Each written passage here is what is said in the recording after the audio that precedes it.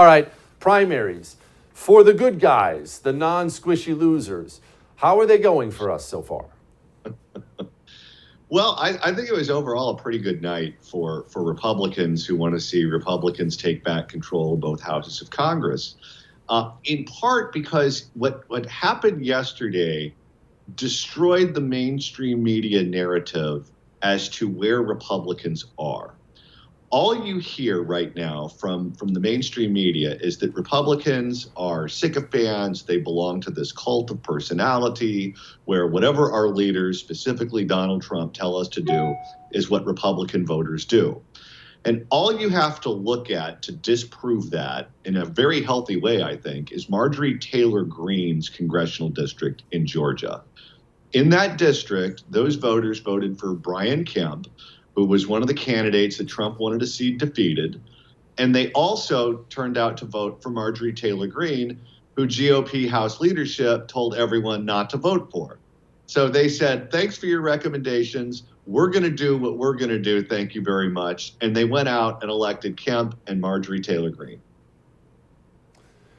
Kemp. And also this Brad Raffensperger, he's the Secretary of State, and Trump didn't want him there either. And both of them got their nomination.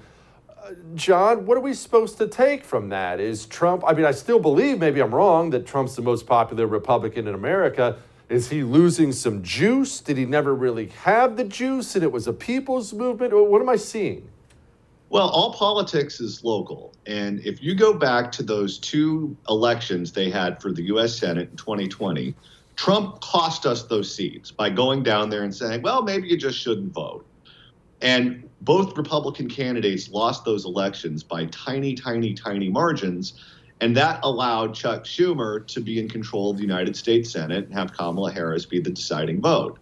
So I think there are a lot of Republicans in Georgia who, like Donald Trump, have voted for him in the past, like his policies certainly, but still have residual anger over both of those Senate seats going to the Democrats. So they said, all right, we're going to vote for Marjorie Taylor Greene. We're going to vote for conservative members of the House. But, screw you for blowing that election.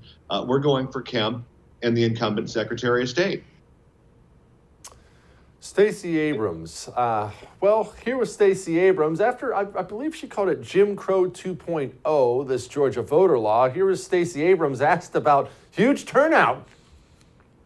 The question about voter suppression and voter turnout is causation without correlation.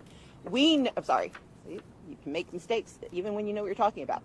It's correlation without causation. We know that increased turnout has nothing to do with suppressing. Okay, John, is the sky green? Because that doesn't make sense at all. Well, that incumbent governor running for re-election sure got no, they do this all the time. They tell us things over and over and over and over and over again.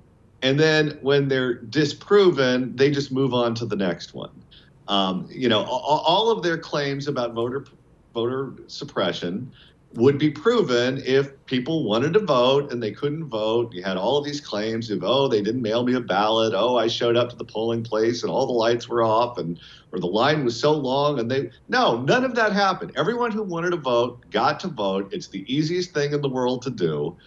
And the results, if you look at the raw numbers, yes, the raw numbers were up, but the raw numbers on the Republican side should scare the living hell out of all of these Democrats who are going to be on the November ballot.